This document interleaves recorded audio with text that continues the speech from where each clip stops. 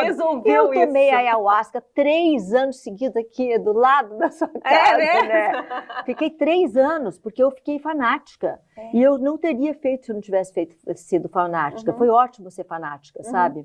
Porque eu fui sem ego, fui sem pensamento, vou fazer essa experiência de autoconhecimento, sabe? Sim. Eu tomei todas as drogas que eu queria tomar, mas o Daime não é. A ayahuasca não é uma droga.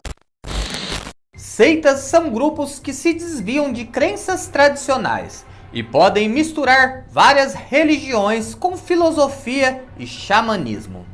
Algumas características principais de seitas são crenças incomuns, controle rígido, isolamento, estrutura autoritária, abuso financeiro e poder de convencimento. Tá uma modinha entre os famosos agora de frequentar a tal da seita, e não é a seita que dói menos não, são essas seitas criadas por homens, minha gente. É uma coisa bem mais bizarra do que a outra. E antes que chegue os mimizentos, vai ter preconceito religioso nesse vídeo, vai ser intolerante. Não tem nada disso, eu tô falando de seita, não de religiões. Bom, minha gente, vocês já sabem, né? Depois da vinheta, eu conto tudinho pra vocês.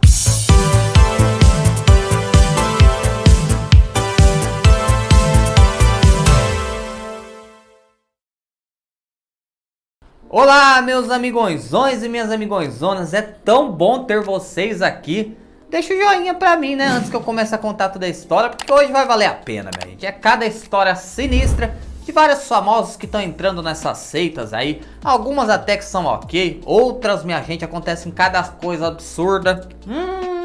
Cada nego fumado que tá fumando umas coisas loucas aí, umas madeiras muito loucas, uns pozinhos de pirlim-pim-pim, cada coisa, minha gente. Pra gente começar, a gente vai falar da MC Michael Jackson, a Anittona. A Anittão sempre teve uma religião, o candomblé, e isso não era segredo pra ninguém. Porém, de uns tempos pra cá, ela vem se afastando da sua religião e está cada vez mais próxima de uma seita, fundada pela xamã Max Tovar. Max Tovar se define como astróloga, astropsicóloga e xamã. Em 2023, a Anitta se aproximou ainda mais dessa religião e dessa seita, participando de um retiro de 5 dias, sem energia elétrica e sem internet. Minha gente, ela fez um retiro chamado Mapa Gestacional. Nesse tal mapa, ela ia entrar numa imersão de autoconhecimento, autoafirmação e poder feminino. Toda essa brincadeira custou R$ 11.300 e incluía hospedagem, alimentação lacto-vegetariana e também, minha gente, vários mantras e rituais de purificação.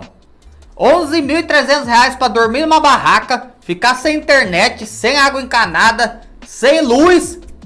Pelo amor de Deus, esse povo engana trouxa mesmo, hein? E esse povo é rico, ainda cai na lábia desse povinho aí. Recentemente, a Anitta fez uma festa de aniversário hindu, mostrando que ela tá cada vez mais espiritualizada e envolvida nessa seita. Além disso, ela cancelou o seu show no Coachella e disse que em 2025 pretende não fazer mais turnês. Ela vai dar um tempo de tudo para se espiritualizar e diz que depois ela quer incluir espiritualidade e coisas xamânicas em seus shows.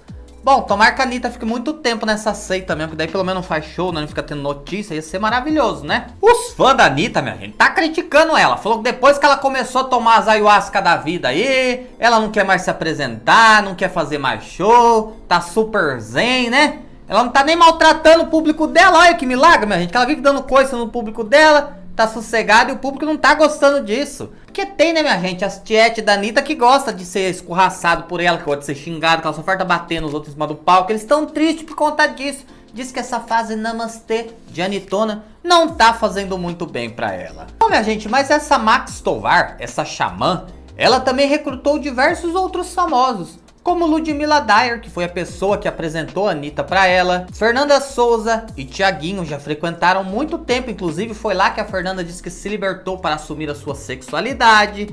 Angélica, minha gente, que depois nós volta a falar sobre ela. A Juliette e a Vanessa Camargo também frequentam o local.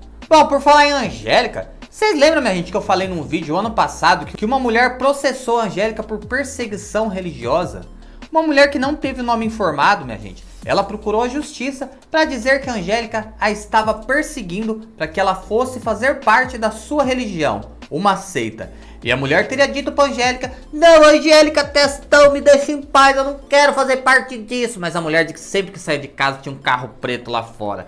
E quando abaixava o vidro, era uma testa desse tamanho lá dentro, que ela é angelicona, minha gente, querendo levar ela pra seita. Bom, o processo realmente correu na justiça, minha gente. Só que depois de um tempo, a mulher acabou retirando o processo. Ninguém sabe o porquê, sabe? Então essa explicação bem estranha aí. Mas eu não ia mexer com essa seita não. O povo da seita da Angélica que tá vendo o vídeo, pelo amor de Deus, só tô comentando, não tenho nada contra vocês não, hein? Pelo amor de Deus, me deixa em paz. Mas minha gente, que povo besta, né? Esse povo de famoso aí, acho que são tão inteligentes, fica dando dinheiro pra essas guruas da vida aí. Esse povo é tão bom que acho que eles podem até influenciar as pessoas na vida, a votar, a conviver com a família. E tem gente trouxa que vai: ai, a Angélica falou é regra. Uhul! Os atores da Globo, tudo fala, eu vou seguir eles porque eu lambo eles com força. Ah, gente, acorda, né? Nem esse povo tá tudo perdido, nem sabe pra onde vão. Bom, minha gente, a próxima história é de uma atriz que fez muito sucesso no início dos anos 2000. Confesso pra vocês que eu cheguei a ler o livro que ela escreveu sobre tudo isso, é uma história fantástica. Tô falando de Paula Picarelli, que viveu a personagem Rafaela na novela Mulheres Apaixonadas. Inclusive, ela foi a primeira personagem lésbica de novela que tinha um caso com Clara, personagem de Aline Moraes. Vocês lembram disso, minha gente? Depois dessa novela, Paula Picarelli praticamente desapareceu e não fez mais nenhum trabalho artístico. E muita gente se perguntava o que aconteceu com essa menina, minha gente. Mas, desde o ano de 2000 até 2008, ela ficou vivendo em uma seita. Ela disse que foi convidada para essa seita que tinha diversos famosos no local. E eles prometiam para ela uma liberdade de expressão e uma descoberta de partes e pontos pessoais do corpo que a levavam a um êxtase da arte. Como que é isso, minha gente? Só dessas explicações loucas que esse povo dá eu já corria já. A atriz nunca revelou o nome da seita, mas ela disse que a seita continua aberta até hoje. Quando ela começou a frequentar, existiam apenas 30 pessoas no local. Depois, os rituais passaram a contar com mais de 1000. A atriz disse que no começo, ela foi muito bem recebida lá. Eles faziam diversos rituais e se conectavam com uma força muito poderosa que até hoje ela diz que não sabe descrever o que é. A seita misturava catolicismo, umbandismo, hinduísmo, duendes, extraterrestres e guardiões da muralha da China. Não tô inventando, minha gente, tá no livro dela, ela falou isso mesmo. E ela acreditava que era um lugar, uhul, namastê. Ela disse que no início eles falavam que a seita era extremamente libertária, sem hierarquias. Mas depois, as hierarquias começaram a aparecer. Primeiro, uma pessoa se tornava guia, que era quem recebia os novos membros. Depois, a pessoa se tornava instrutora, e era ela que puxava os rituais com os duendes, com os guardião da China, lá com tudo junto e misturado no meio aí. Tinha também os líderes que serviam a ayahuasca, ou chazinho de santo daime. Ela conta, minha gente, que depois começaram a aparecer os abusos psicológicos. Ela falou que eles manipulavam elas de uma maneira muito esquisita e que ela não sabia mais o que era realidade e o que era distorção dos fatos existentes no mundo. Eles ficavam praticamente 24 horas por dia sendo manipulados, sem ter contato com o mundo exterior e com as outras pessoas. E eles eram desacreditados de todas as outras formas de religiões e crenças. E eram proibidos de frequentar qualquer outro tipo de lugar que fizesse algum tipo de ritual religioso ou até mesmo uma religião tradicional. Ela disse, minha gente, que começou a perceber que tudo aquilo era uma loucura. E que ela vivia com a cabeça dela totalmente manipulada e cheio de abusos psicológicos e decidiu sair. Diz que no começo recebeu diversos tipos de ameaças veladas e que os outros membros passaram a desacreditá-la e até ficar com raiva dela porque ela estava fazendo isso contra a seitinha deles, que eles não acreditavam de forma nenhuma que ela pudesse estar saindo fora e que ali existia a verdade soberana sobre o mundo e sobre o universo. Mas a atriz seguiu firme e decidiu abandonar esse lugar. Ela disse que estava ficando completamente louca. Depois de um tempo, ela escreveu um livro, que foi um livro muito conhecido, minha gente, chamado Seita, o dia que entrei para um culto religioso. A Paula Picarelli, no ano passado, escreveu a segunda edição desse livro. Na primeira, ela usou de artifícios poéticos e ficcional para contar sobre esse lugar. Já no segundo, ela diz que está mais amadurecida e sem medo e resolveu contar detalhes de tudo que acontecia no local, embora ainda hoje ela não mencione o nome da instituição. Que loucura, né, minha gente? Que loucura, hein? Minha gente, eu acho que a história mais famosa de um cara famoso que frequentou seita provavelmente tenha sido do Tim Maia, né? Bom, eu nasci anos-luz depois que tudo isso aconteceu e conheço muito bem essa história. Em 1974, o Tim Maia estava abusando demais do álcool e das drogas. E foi aí que ele conheceu um cara que se dizia um guru espiritual pertencente a uma seita. Ele foi convidado a participar de um culto na cultura racional, que misturava umbanda com discos voadores e extraterrestres. A seita, que era sediada em Nova Iguaçu, no Rio de Janeiro, prometia que ele iria ficar livre do álcool, das drogas e encontraria um novo sentido na vida quando ele conseguisse descobrir de onde ele veio e qual era a missão dele aqui na Terra. Em pouco tempo, minha gente, o Tim Maia parou de consumir carne vermelha e bebidas alcoólicas. O Tim Maia se transformou completamente e virou um fanático. Ele sempre se apresentava em shows e emissoras de televisão vestindo branco, sempre com algum emblema com ET ou com disco voador, essa loucura toda. Ele emagreceu demais, minha gente, e teve reflexos positivos em sua voz. O Tim Maia esteve na sua melhor fase artística nessa época.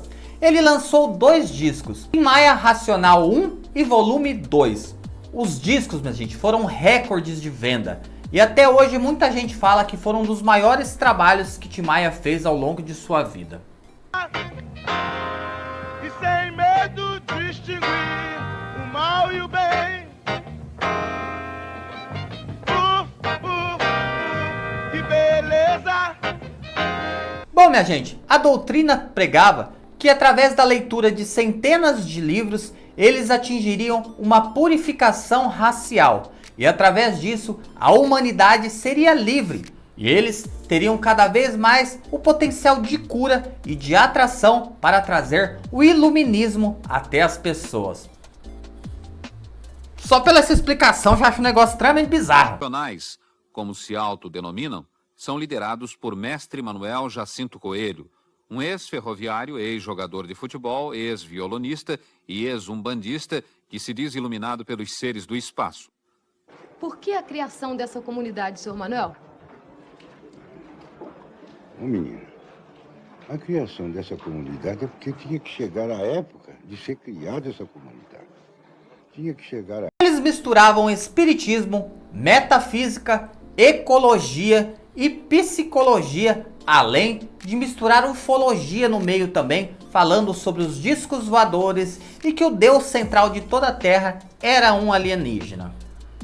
Bom, minha gente, o Tim Maia ficou um tempo ali, só que no dia 25 de setembro de 1975, ele surtou. Apareceu na janela gritando que Manuel Jacinto, que era o guru dessa seita aí, era um picareta que comia todo mundo que participava da seita e que aquilo era a maior loucura que ele já tinha participado em toda a sua vida. No mesmo dia ele encheu o rabo de cachaça e comeu um bom churrasco. Ele nunca mais quis saber disso aí e falou que passou a ter vergonha dos trabalhos que ele fez nessa época. Minha gente, o Tim Maia chegou a tirar os discos de circulação e quebrou todos os objetos que ele tinha em sua casa. E falou que nunca mais queria que ninguém tocasse nesse assunto. Esses discos, minha gente, só voltaram a ser vendidos após o falecimento do Tim Maia. E hoje, inclusive, a família dele colocou até nas plataformas de streams. Que loucura, né, minha gente? É muita loucura isso aí. Bom, agora a gente vai falar de uma cantora extremamente excêntrica. Tô falando da eterna Hannah Montana, a Miley Cyrus. Miley Cyrus também teve muito problema, minha gente, com cachaça, com droga, vivia muito louca, sabe, pulando praticamente pelada em cima da bola, se mexendo. Você lembra daquele clipe dela? Essa menina vivia loucaça, minha gente, a vida dela era uma bizarrice sem fim. Só que, minha gente, ela deu uma sumidinha após o fim do casamento dela e as pessoas começaram a estranhar. Inclusive, quando ela lançou a música Flowers, ela não fez o pré-lançamento e não deu entrevistas sobre isso, o que é muito incomum para artistas pop americanos que gostam de fazer uma baita festa antes de lançarem os seus discos, né?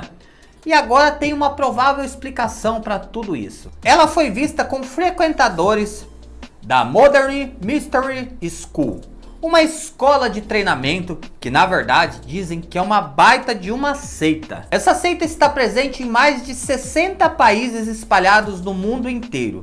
Eles fazem diversos tipos de rituais e em seus sites dizem que eles fazem até sacrifícios. O líder da seita, Gudny Gunsson, diz que acredita ser descendente de Thor. O Thor do martelo, minha gente. Pai, pelo amor de Deus, como tem gente louca nessa vida. Meu Deus do céu. Precisa abrir uns CAPs lá nos Estados Unidos, tá? Acho que não tá tendo isso aí lá não, minha gente. O povo lá também tá 13 surtado, mais surtado que aqui. O cara diz que é descendente de Thor. Isso aí é falta de uma sentada, sabe? Quando era pequeno pra parar de ser besta. Bom, pra entrar nessa seita, precisa assinar um contrato de confidencialidade e desembolsar uma quantia equivalente a 20 mil dólares. Deve ser por isso que talvez a Miley Cyrus nunca tenha falado sobre isso com ninguém. E sempre quando é perguntada pela imprensa a respeito disso, ela desvia a atenção e abandona a entrevista. Esquisito, que será que ela faz de sacrifício lá, hein, minha gente? Eu, hein? Minha gente, a Michelle Pfeiffer, desde os seus 20 anos, ela pertenceu a uma seita chamada Espiratonianismo. O que é isso, minha gente? Ela acredita que o ser humano não precisa de alimento e nem de água para sobreviver, apenas a luz solar. Ela diz que foi adepta dessa seita durante muitos anos, mas que ela nunca conseguiu chegar na plenitude, sabe? De realmente ficar vivendo só de luz.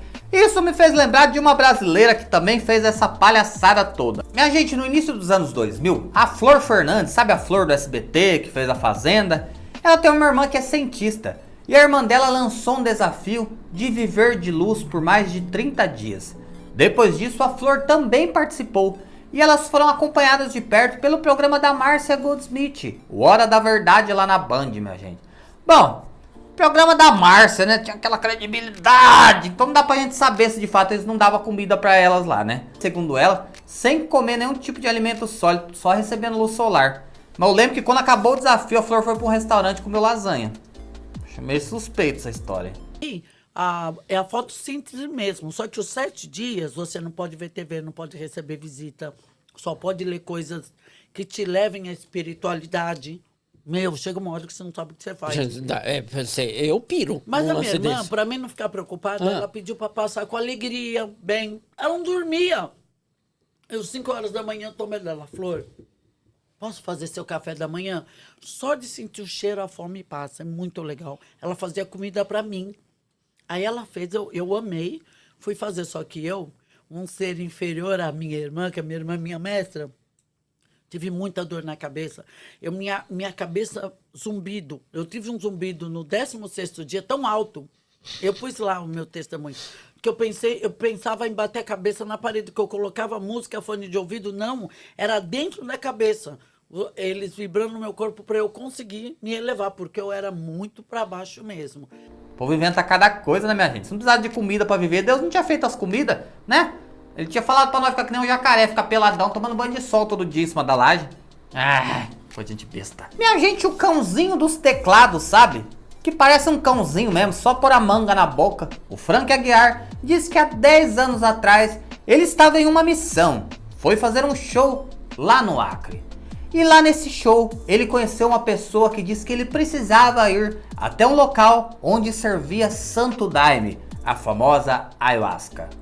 E ele falou que tem certeza que foi levado por Deus nesse lugar, porque depois disso, a sua vida mudou completamente. Ele disse que entendeu que não podia exercer a sua profissão somente por dinheiro, e que ele deveria se afastar das pessoas que não queriam o seu bem. Fora isso, ele disse que depois desse episódio, muitas curas vieram e fizeram com que ele cresce que esse sim era o lugar certo para ele frequentar. Na minha casa eu dirijo rituais com as plantas de poder de expansão de consciência, as plantas de curas, ayahuasca e tudo mais.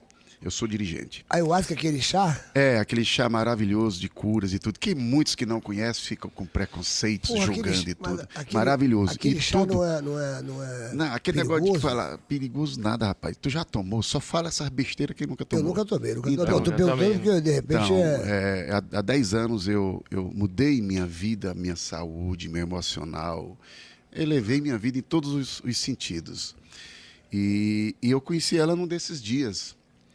Vai muitas pessoas em ansiedade, com depressão, com enfermos do corpo, das emoções, depressivas. E eu recebo semanalmente na minha casa dezenas de pessoas para fazerem curas com essas plantas de poder divino. É a medicina sagrada, né, que a gente chama.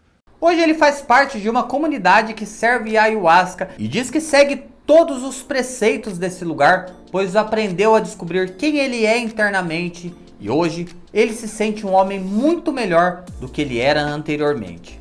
Diz que ele não vai nunca abandonar esse lugar, porque isso trouxe para ele a felicidade plena. Se tá feliz, tá bom, né, meu? Toma lá o chazinho do Daime lá que tá tudo certo. Minha gente, a Maitê Proença recentemente foi entrevistada por Angélica Testão, sabe? A Angélica Consolo tem um podcast chamado Mina Bem-Estar, um programa para feminazes no YouTube. E ela entrevistou a atriz Maitê Proença, que disse que já tomou todos os tipos de drogas, mas foi tomando o Santo Daime, que não é uma droga, a ayahuasca, que ela descobriu quem ela era interiormente. Ela conta, minha gente, que depois da ayahuasca, ela passou vivendo 3 anos com vários encontros espirituais que fizeram com que ela descobrisse o seu eu interior e a transformasse em uma nova pessoa. Velhinha, eu não sou obrigada a fazer aquelas coisas Já todas. resolveu Eu tomei isso. ayahuasca 3 anos seguidos aqui do lado da sua casa, né? Fiquei 3 anos, porque eu fiquei fanática. E eu não teria feito se eu não tivesse sido fanática. Foi ótimo ser fanática, sabe? Porque eu fui sem ego, fui sem pensamento, Vou fazer essa experiência de autoconhecimento, sabe? Bom, se eu quiser descobrir o meu eu interior, vou fazer um ultrassom, né? Tiro uma radiografia, na verdade? Sei lá o que mais, que eu vejo tudo por dentro. Vejo todas as tripas, as coisas. Besteira, né? Conta besteira, né? A atriz disse que passou 3 anos fazendo o consumo da bebida e só parou quando ela já atingiu a plenitude e descobriu quem é de verdade. Bom, minha gente, a próxima é uma atriz que fez muito sucesso, emendou uma novela atrás da outra na Globo e de repente ela, ó, sumiu. Tô falando de Maria Casadeval, a ex-namorada de Caio Castro. A gente, 2 anos atrás, ela surpreendeu a todos quando foi fotografada junto de sua namorada numa tribo indígena. Ela disse que estava vivendo um tempo lá para descobrir uma cultura ancestral e se livrar dos dogmas e tradições desse mundo capitalista. Porém, em 2024, ela postou uma imagem de um ritual onde oficializava o seu pertencimento ao Santo Daime. E depois disso, a atriz disse que faz parte de uma nova igreja, a Nova Igreja Céu de Maria. E ela disse que hoje aprende, minha gente, com a rainha da floresta a viver de uma forma ancestral, com uma cultura totalmente diferenciada desse mundo em que vivemos, menos tóxica, menos abusiva, e que hoje ela entende quem ela é por dentro. Eles também fazem o consumo do Santo Daime, porque isso abre e transcende a sua mente para descobrir coisas que um ser humano comum não pode descobrir. Ela diz que já faz parte da Nova Igreja do Céu de Maria e faz 5 anos, minha gente. Mas, gente, o que vocês acharam disso? Eu confesso pra vocês que eu fico confuso com essas coisas, porque eu achava que eles estavam dando um tapa de um negócio que não tava fazendo bem. Mas agora o negócio tá ultrapassando isso, né? Meu Deus do céu, esquisito isso, né? Bom, minha gente, tem muitos outros famosos que também participam de seitas. Se vocês quiserem, a gente faz uma segunda parte desse vídeo. Desde já, eu quero agradecer o seu carinho. Eu quero agradecer a sua presença aqui. Jesus abençoe a tua casa, a tua família. E nos vemos amanhã para encerrarmos essa semana juntos. Meu beijo, eu amo todos vocês.